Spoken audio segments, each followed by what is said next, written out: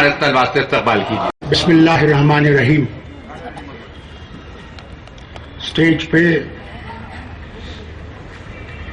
मुअज़्ज़ज़ मेहमान बैठे हुए हैं। आप सब यहाँ आए हुए हैं। मैं कुछ तल्ख बातें करूंगा, तभी इंसान हो सकता है बदल सके। मैं जब छोटा बच्चा था, मैं श्रीनगर शहर के मरकज से 7 मील दूर रहता था और उस जगह का नाम सौरा था। तो जब श्रीनगर उस सौरा से हम लोगों को शहर के अंदर या स्कूल के अंदर आना होता था, तो हमें उन इलाकों से गुजरना पड़ता था जहां शिया आबादी के लोग रहते थे। मुझे आज भी याद है, मैं सुन्नी हूं, मगर मैं ये नहीं समझता कि शिया और सुन्नी में कोई फर्क है, क्योंकि अगर फर्क होता तो हमारा कुरान अलग होता, हमारा काबा अलग होता, हमारा कलमा अलग होता और हमारा रसूल अलग होता। मगर हम जाहिल लोग हैं, वो जहालत में आज भी हैं। और उस वक्त मुझे याद आता है, हमसे कहा जाता था कि रात को यहां से नहीं गुजरना, क्योंकि ये शिया लोग जो हैं, ये जो चरखा होता है उसका वो जो क्या कहते हैं उसको, चरखे के उसको, हाँ जो भी है, जिसमें से वो चुबाते हैं और शिया सुन्नियों का खून पीते हैं। हालत देखिए कि हम मुसलमानों की क्या थी और आज भी क्या है, ये भी देख लीजिए। आज भी हमें अक्ल नहीं आई है। आज भी आप देखें, कत्ल किसका होता है? जिसका कलमा ला इलाहा इल्लल्लाह मुहम्मदुर रसूलुल्लाह है। वो शिया हो या सुन्नी हो, वो कराची में हो, वो अरब के किसी मुल्क में हो, एक मुसलमान दूसरे मुसलमान को उड़ा रहा है और ये समझता है कि जन्नत उसके लिए हाजिर है। कमाल है। मैं हैरान हूं कि हम कुरान पढ़ते भी हैं, आलिम दीन को सुनते भी हैं, मगर कोई असर यहां नहीं और कोई असर यहां नहीं। यही हमारी मुसीबत है। हम मुसलमान आज भी इकट्ठे नहीं हैं और यही हमारी सबसे बड़ी कमजोरी है। आपकी बात सुनी क्यों नहीं जाती? 22% आपकी आबादी है और रोज आपके लोग तो उसको और भी कम करना चाहेंगे, कहेंगे 15% तो आगे चढ़े ही नहीं है, जबकि मुसलमान पैदा करने में, बच्चे पैदा करने में बहुत तेज है। और अफसोस इसी बात का है, क्योंकि हम लोग इकट्ठे नहीं हैं, हमें इस्तेमाल किया जाता है। इलेक्शन आएंगे, जहां शियों की आबादी है वहां शियों के उलमाओं को बुलाया जाएगा, जहां सुन्नियों की आबादी है वहां सुन्नी के लीडरों को, मेरे जैसे को बुलाया जाएगा। ये क्यों?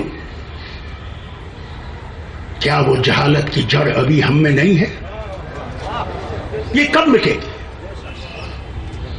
कब ये तूफान हमसे उठेगा? जबकि हम ये समझेंगे कि हम इस मुसलमान हैं, बाकी सब दूसरा है।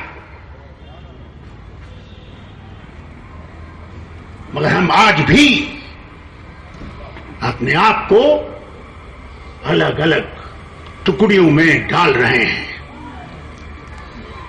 कोई एक फिरके का कहता है, कोई दूसरे फिरके में चला जाता है, और इन्हीं फिरकों ने हम लोगों का جو ہے معاشرہ بھی خراب کر دیا ہے، اور اللہ جانے آگے ہم کہاں کی طرف جائیں گے۔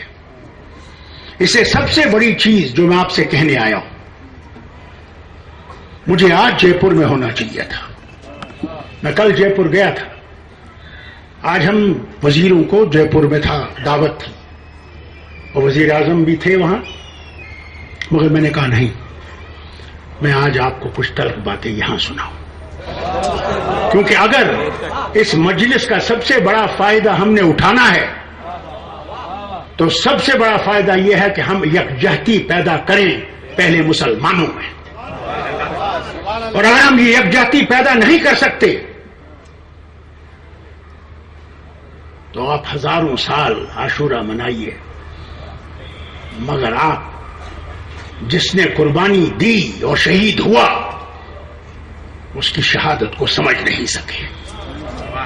افسوس تو اسی بات کا ہے۔ میں نے دیکھا کشمیر میں، وہاں پہ بھی معافی چاہتا ہوں یہ کہنے میں، یکجہتی شیعوں میں بھی نہیں، ایک دھڑا ایک طرف، ایک دھڑا دوسری طرف، ایک دھڑا تیسری طرف، اور جب زلزلہ نکلتا تھا کسی کشمیری سے پوچھئے گا جو بوڑھا ہوگا،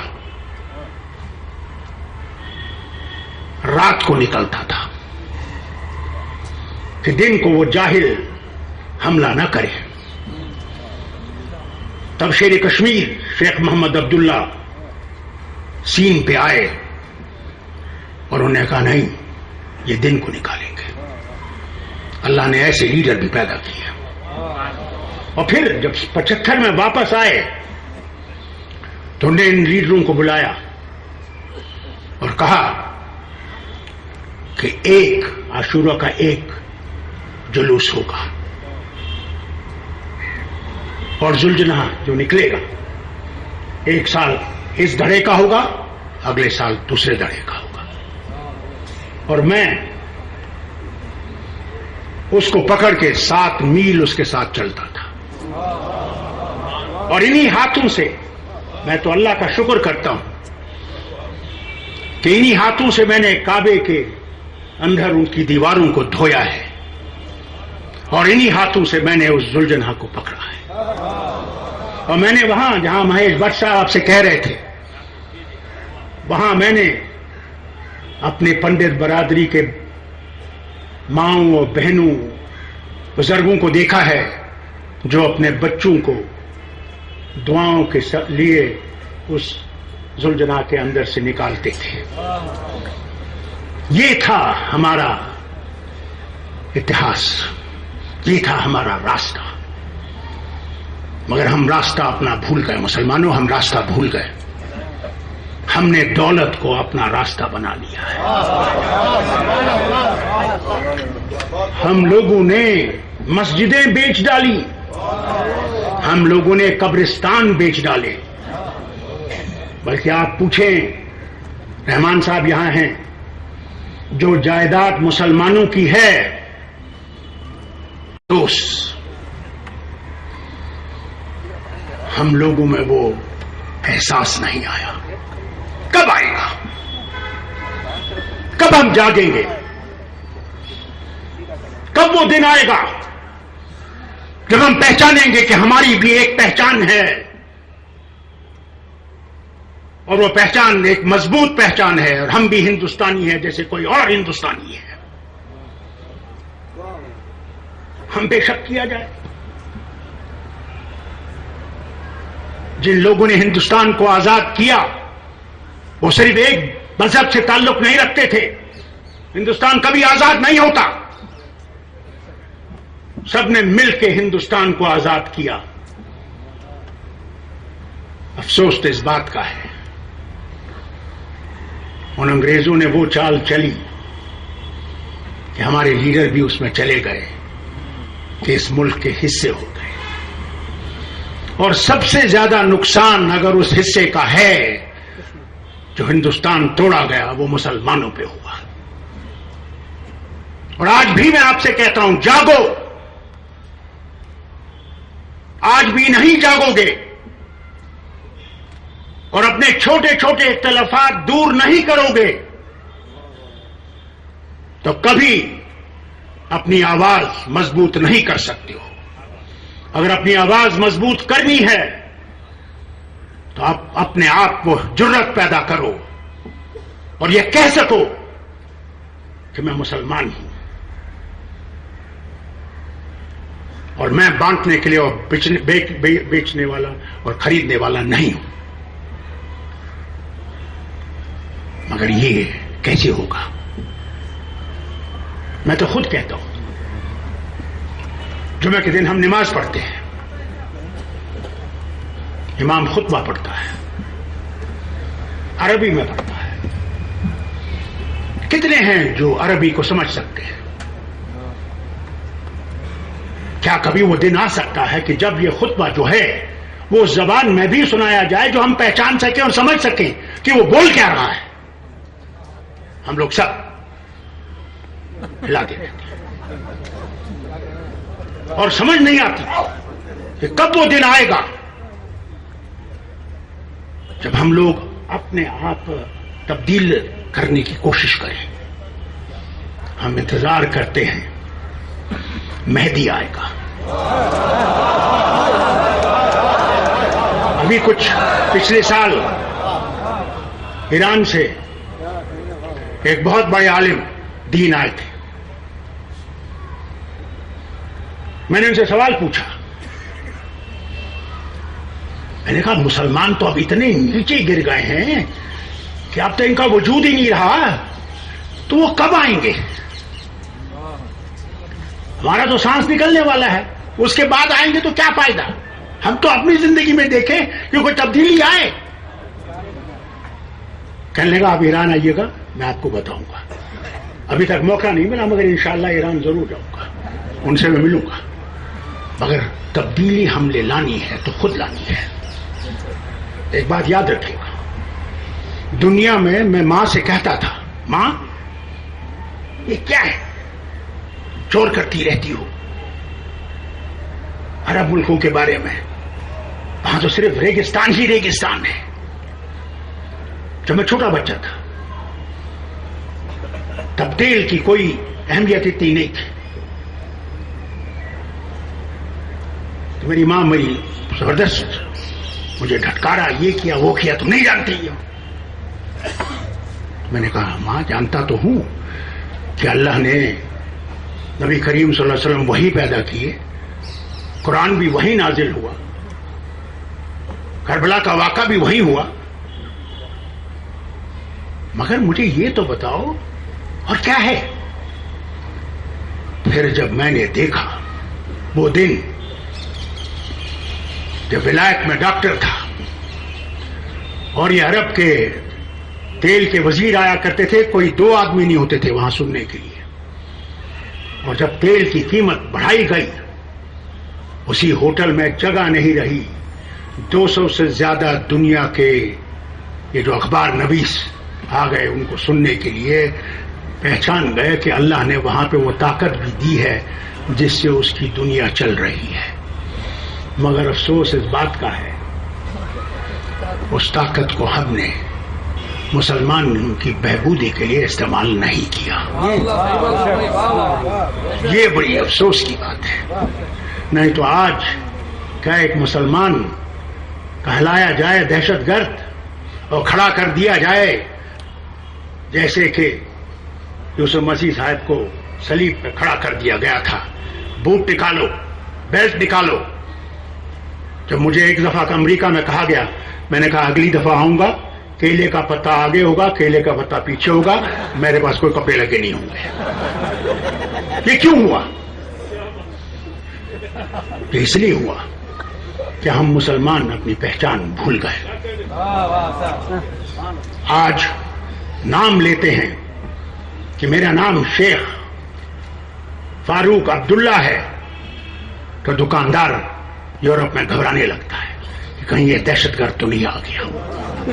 اسلام نے کبھی ہمیں دہشت گردی کی طرف نہیں دکھایا, بے گناہ کا قتل کرتے ہوئے نہیں دکھایا, بلکہ اگر اسلام پھیلا, ہمارے دشمنوں نے ہر وقت کہا تلوار سے پھیلا, یہ نبی کریم صلی اللہ علیہ وسلم کہ ان طریقوں سے پھیلا کہ جو سب سے بڑے دشمن بھی تھے وہ بھی یہ کہتے تھے کہ نبی جیسا دوسرا نہیں ہو سکتا. بھائی لوگوں, اگر ہم نے بھی وہ تبدیلی لانی ہے تو ہم نے بھی آج سے اس محفل کا فائدہ اٹھانا تب ہے جب ہم لوگ یہ سمجھ جائیں کہ ہم اس ملک میں ہیں جہاں مسلمان بھی ہے, ہندو بھی ہے, سکھ بھی ہے, عیسائی بھی ہے, کہ وہ ہمیں پہچان سکیں کہ ہم کیا ہیں. وہ پہچان سکتے ہیں جب صحیح اسلام ہم ان کو دکھا سکیں. اگر ہم صحیح اسلام ان کو دکھا نہیں سکیں گے تو کبھی ہمیں سمجھ نہیں سکتے. مسلمانوں, ہم لوگوں نے قرآن کو اپنے سینے سے لگا رکھا ہے, مگر سینے سے لگا کر یہ کہا دوسرے کو خبردار تم کافر ہو, تم اس کو چھو نہیں سکتے ہو. مگر اللہ نے کبھی یہ صرف مسلمان کے لیے نہیں بھیجا, اللہ نے ہر انسان کے لیے بھیجا جو اس سے سبق سیکھ سکتا ہے اور اللہ کے راستوں پہ چل سکتا ہے. اگر ہم اس کی طرف چل سکیں. عالم دین سے میں کہنا چاہتا ہوں, وہ یہاں بیٹھے, آپ کا فرض ہے ہماری قوم کے نئے بچے جو ہیں وہ اسلام سے بہت دور ہیں, انہیں اس کی طرف لانے کے لیے آپ کو وہ راستے قائم کرنے پڑیں گے جو آسان بھی ہوں اور جو سمجھ کے لیے ان کے لیے کافی ہو. نہیں تو آج ہمارے ہاں مکتب ہیں, مگر وہاں سے ہم پیدا کیا کرتے ہیں, انہیں ہم کہتے ہیں ہاف بیکڈ امام, جو بہت کم جانتے ہیں وہ دوسروں کو کیا سکھائیں گے. اس لیے بہت ضروری ہے کہ ہم اس تعلیم کی طرف بہتری کریں. اللہ کرے کہ یہ مجمع جو آج یہاں پہ ہے, میں سلطان صاحب کا بہت مشکور ہوں کہ انہوں نے مجھے بلایا. میں اس قابل تو نہیں ہوں, میں آپ سے پہلے ہی کہوں, مگر اللہ کا شکر ہے کہ اللہ کی مہربانی سے میں اس اسٹیج پہ آج آپ سے بات کر سکتا ہوں. اور صرف آپ سے یہی کہوں گا, آپسی غم آپسی دکھ بانٹیے, فرق نہ کیجیے ایک مسلمان اور دوسرے مسلمان میں.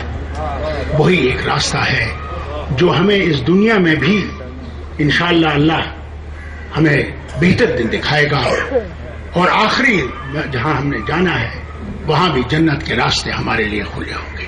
اللہ کرے کہ امام حسین کی شہادت جو ہے اس کو ہم سمجھ سکیں, اور اس کو سمجھ کر ہم اس قوم کو آگے لے سکیں, نہ صرف ہندوستان میں بلکہ ساری دنیا میں. بہت بہت شکریہ. اللہ آپ کو اپنی سلامت رکھے, اس وطن کو سلامت رکھے اور ہمیں ترقی کے راہوں پہ لے چلے. بہت بہت شکریہ. اللہ حافظ.